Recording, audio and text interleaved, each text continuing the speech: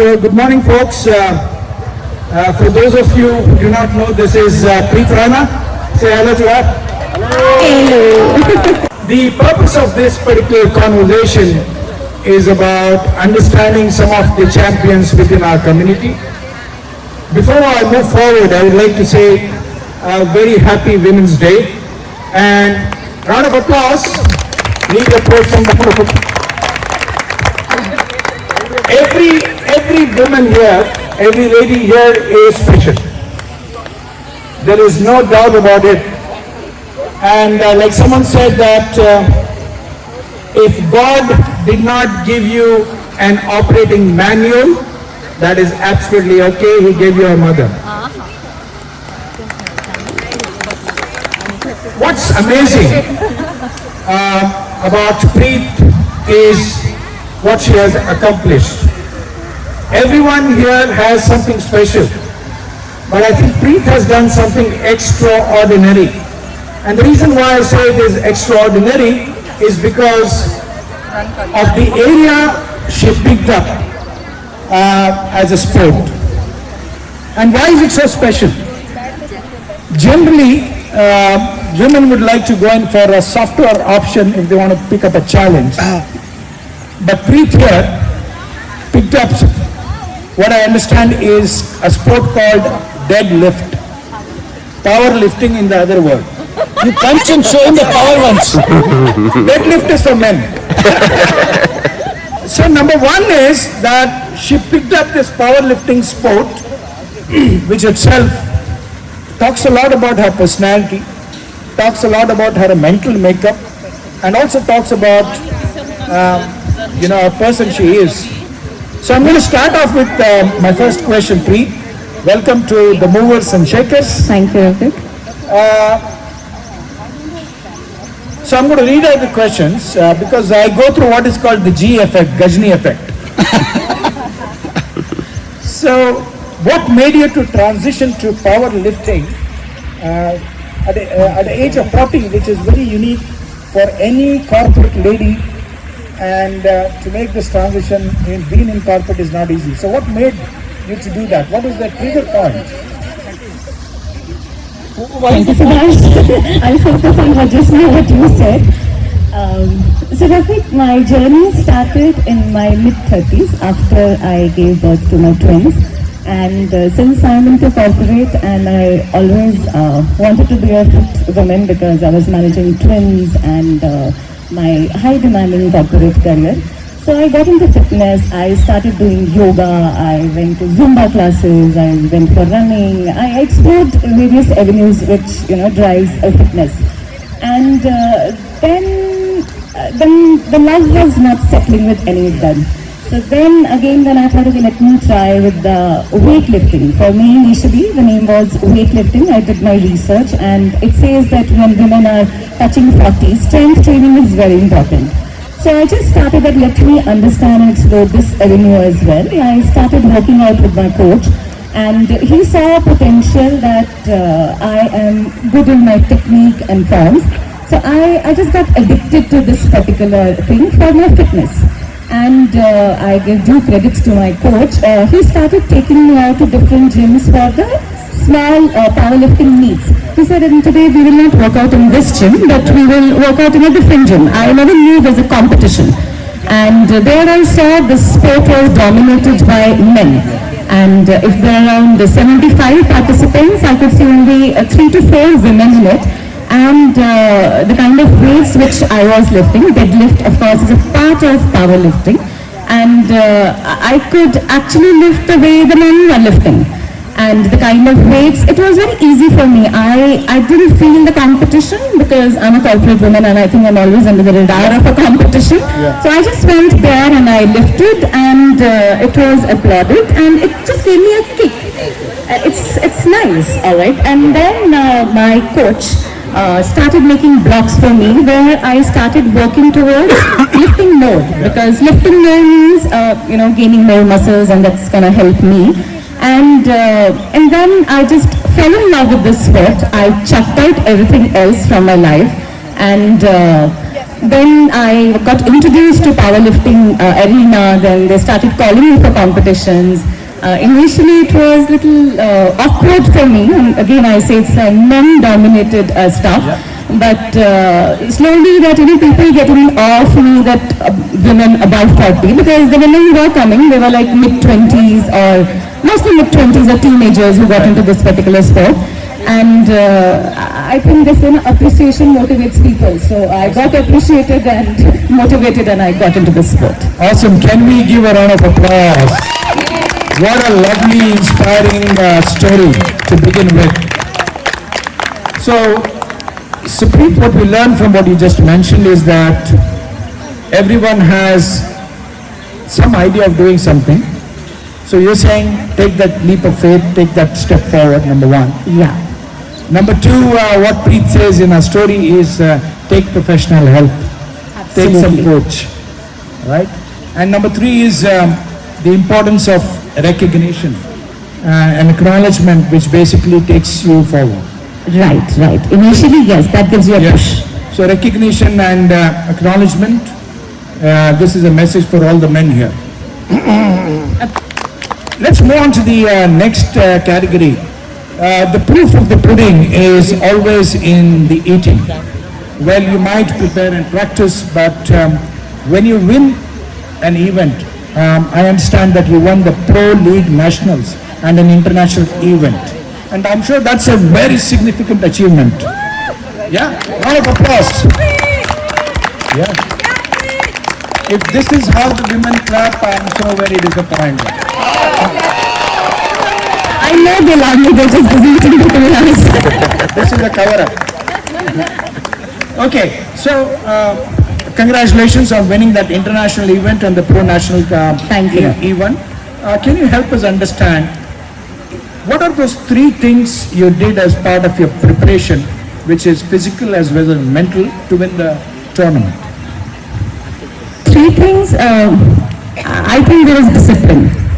Discipline and a structured program, which again my coach helped in achieving what I want. So the beauty of this particular sport is you don't compete with anyone. You actually compete with yourself. So when you go on the dais, you actually have to say that what is the weight you want to load. So in case if I have decided on that particular day I'm gonna pick up say 100 kg deadlift. There is a competition, there is a pressure, and you are doing some other exercises as well.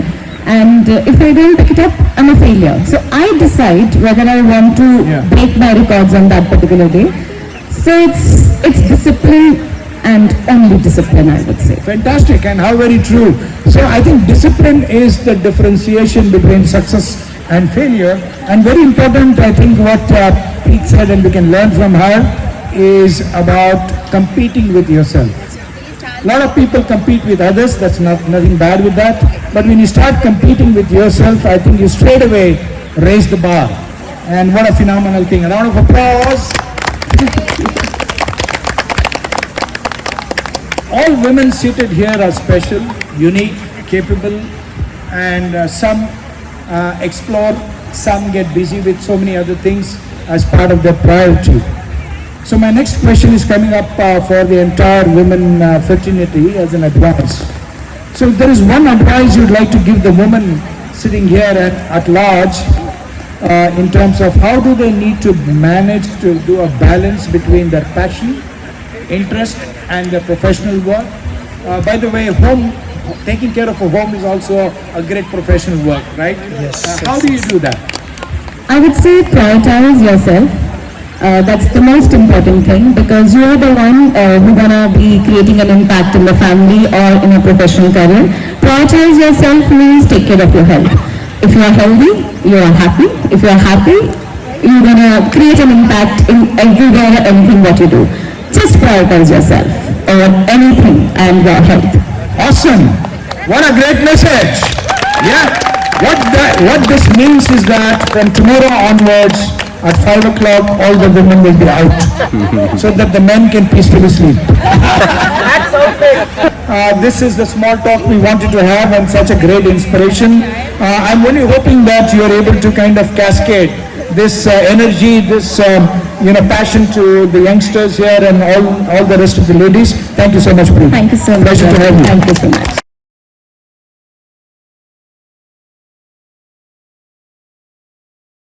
So the next person I'd like to invite here for the conversations on movers and shakers is Miss Ghana. Big round of applause. So Ghana, welcome. Thank you so much, for sharing such a wonderful background you have, and amazing as well. I'm sure this is something which will inspire all the women out here and the younger generation as well. Now, I saw a very interesting aspect, which is that when you started off playing sports in school, you picked up hockey and you were very passionate and interested in that, and you became a captain and you represented many tournaments. And then you developed that interest towards sports, and at that point in time, you did not find many avenues in terms of demonstrating your interest and capability, because there were very limited opportunities for women. Yeah. So tell us about that particular thought, experience, and feeling of that phase of your life. Thank you so much. So I think one thing I would give credibility to is my parents. From I think the age of 11, they said that school books, that's going to be a part of every kid's life, but what I really need for you to do is go out and play sport and learn everything that's there to offer on the fields. And I believe that my upbringing and everything that I've learned out there has been a huge contributing factor to who I am today. So the biggest inspiration has come from nobody else but my mother, who believed in, watching more sports than soap operas at home. So whether it was table tennis or cricket, it was on the TV, and that's what I grew up watching. So, typically when women finish school, college, they have opportunities to play sport, to represent schools and colleges. But once that is done and you enter working, you realize that there is nothing to take part in. Yes, there is running and stuff like that, but there are no team sports that women can go and play. There is no women's hockey club or women's football club. You'll find lots of men's, but women's is very, very limited. So when I was researching and looking through everything, somebody told me that there is this sport called ultimate frisbee. I never heard of it. I thought frisbee was, you go to the park, throw a frisbee to the dog will bring it and come. That is what my perception was, right? And I said, no, I wrote it off. I said, what rubbish are you talking? I play hockey, what is this frisbee type? So I said, don't write anything off. Come, give it a shot, let's see. And I think the most unique aspect of this was gender equity, when they said that men equals women. It does not matter what your gender is. It does not matter what your age is. It does not even matter whether you've played a sport in your life. Come, run, chase this piece of plastic and feel the joy. And that's what got me here. Great. A big round of applause. And I think that's powerful words to say, gender equality. And I think that's something all of us believe in and support as well. You mentioned about making that transition and getting into high intense sports like frisbee. While it, like you rightly said, it might appear very simple that you're throwing and picking it up, or asking your dog to pick it up, but that requires high energy, high skill, high stamina, high capability and commitment. So tell us something about how did you prepare to win an international tournament? What are the things you did as a run-up? So I think I can't echo this word more. Preet already said it. I think the word is determination and discipline. Without these two Ds in your life, I think it's very difficult to achieve anything else. I initially thought this would just be recreational, but again, appreciation and the fact that lots of people came and said, you have potential to do this. And moreover, I think my husband was a driving force. He said that, you should go out there and play. You have potential, you can do well. And he would drive me early in the morning, 4:30, 5 in the morning to practice sessions, not bothering whether breakfast was there at home or anything else was done. He was there to always support me and tell me to go play. Thank you so much for being that driving force. Yeah, and that's so awesome, Ghana, that you have a loving and supporting husband who's pushing you out. Can you also make sure he's out? It would be an achievement if he's at home first, but okay. Now, I think the second lady here reiterated the fact on determination. And I can also see a lot of determination in the this community, especially the people who have lined up for that baturas there. There is enough and more determination there. Guys, can you come over here? Okay, so last question coming up, Ghana.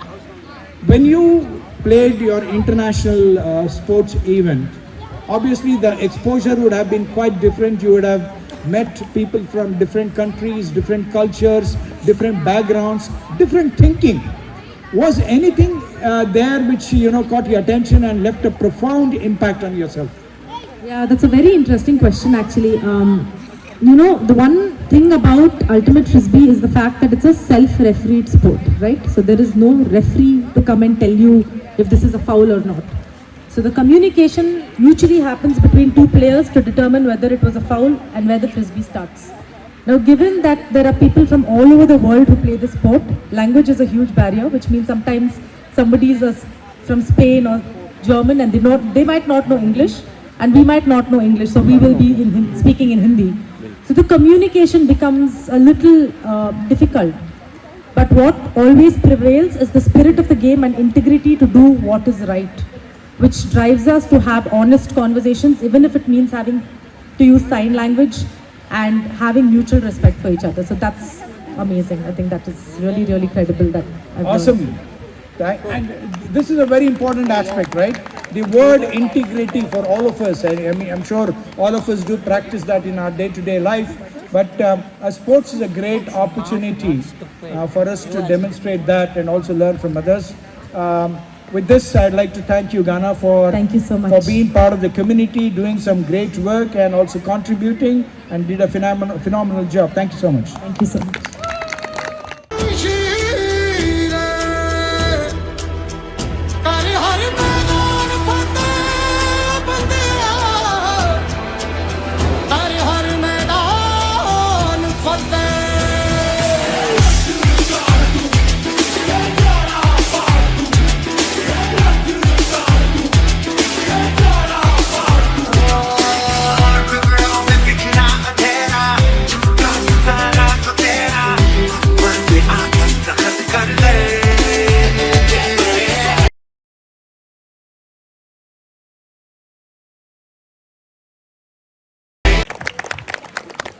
Thank you, Sue.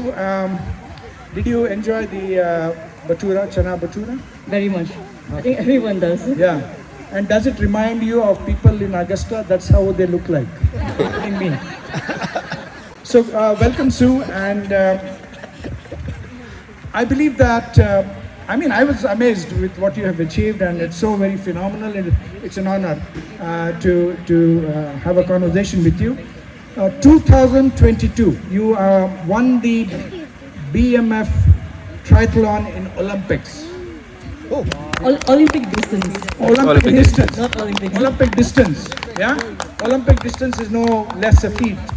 So, first of all, can you tell everyone here two things? Number one, what does it take to become an Ironman? And number two, what is this Olympic distance? So, triathlon is a sport of three disciplines. First you swim, then you cycle, and then you run. So Ironman is a distance of, you start with a swim of 1900 meters, and then a 90-kilometer bicycle, and then you finish with a half marathon, that's 21.1 kilometers run. So all of that is an endurance sport. So the full Ironman is double all of that, which is 3,800, 180k kilometers, and a full marathon, 42. So when I first signed up for my first half Ironman in 2019, I just picked up running. It's so it's hard. Like when your muscles are not used to this kind of use, it's tough. So you just have to keep going. And I think having signed up for a big race, that helped to put that pressure on yourself to show up, to keep every day you have to do this run, you have to cycle, you do some strength training. So it wasn't easy, but because with the training plan, it comes in like small little dosages, so you just get through till your race day. Yeah.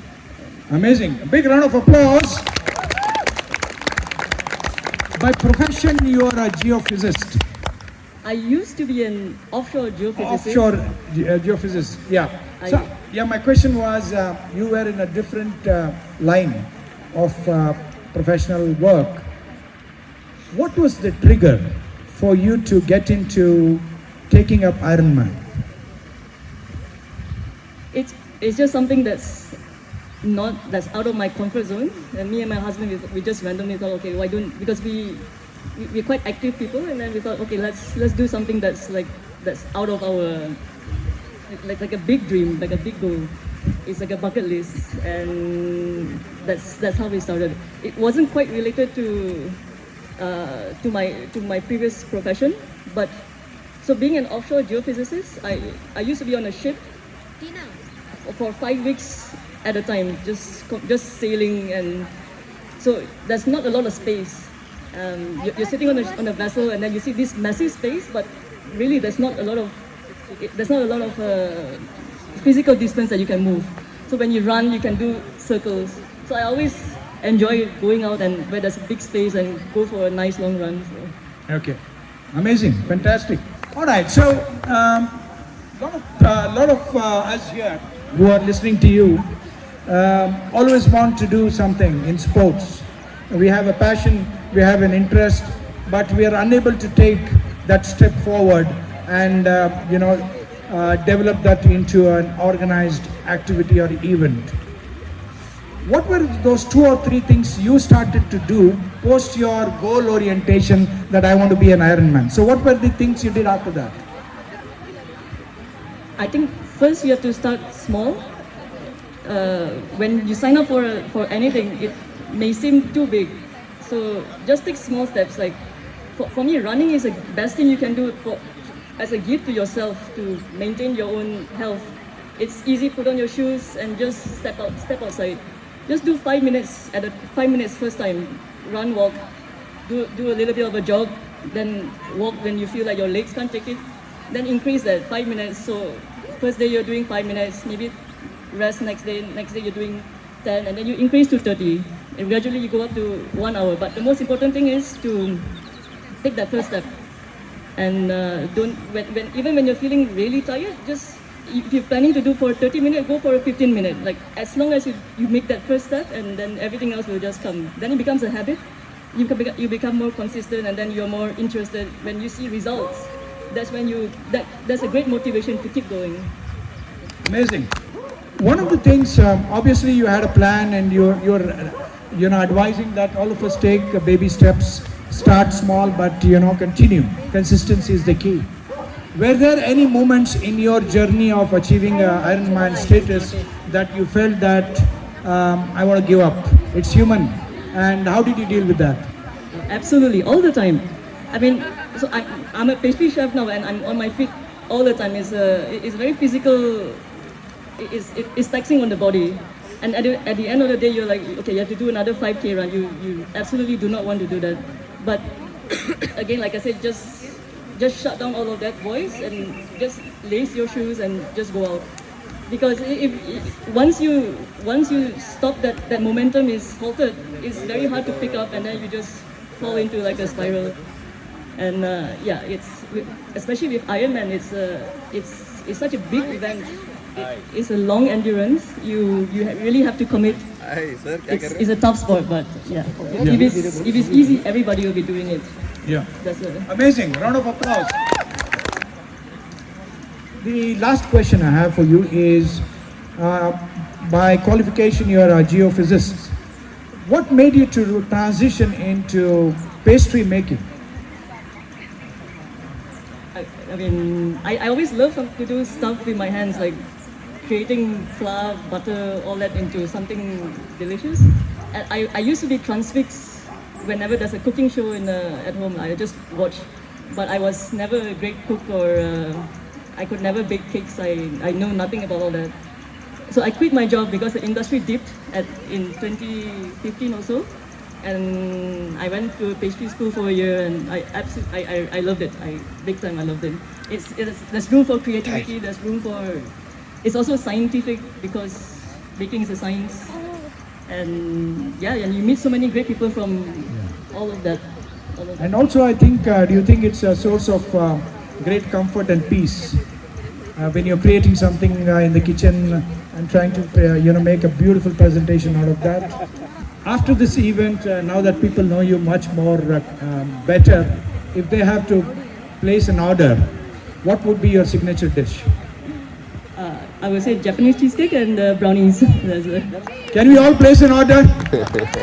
All right. With that, Sue, thank you so much for your introduction and details. What a source of inspiration. We wish you all the very best. Thank you very much. Thank you so much. People behind this event, and also Girish, I think, who's been consistently driving that change within the community for a community to become more healthier, is always there. So the women who thought that these men require a little bit of acknowledgement and recognition are Reshmi, Aparna, Vani, Sarita, Wazi and Asra. Can I have all these ladies come up here, please? Yeah, all of you here. And if two men can get one small table with the cake here, it will be very nice. Yeah, get it here. Now can I request Sarita and Vani. Are you there? Sarita, Vani? Please come over. Yeah, awesome. Now I'm going to call upon the men in action. Mr. Girish, Colonel Girish, a big source of inspiration to our community. Where are you, Girish? Yeah. Under pressure? No, I'll call him. Not under pressure. Mr. Zahir, please come. On popular demand, you are coming. You are a wild card entry. That was not in the list. Sorry, I'm just kidding. I'm kidding. There is another gentleman I would like to call upon, and not many people know about this gentleman. I have worked with him. I know him very closely since the last 5 years in Augusta. He's someone who is a great contributor and one who is a silent contributor. There are many people in our community who move an inch but make a yard of noise. And Subhash is one who does not.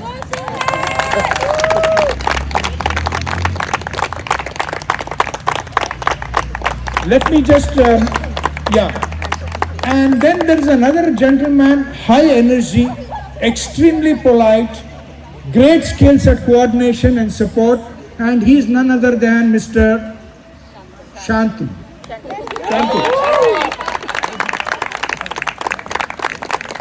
Yeah, big round of applause, yeah? I mean, come on. What is Women's Day for you? Nothing. What is Women's Day for you? Paying back the hard work of women. Wow! What does Women's Day mean for you? Women empowerment. Who's your favorite player? Hare Hare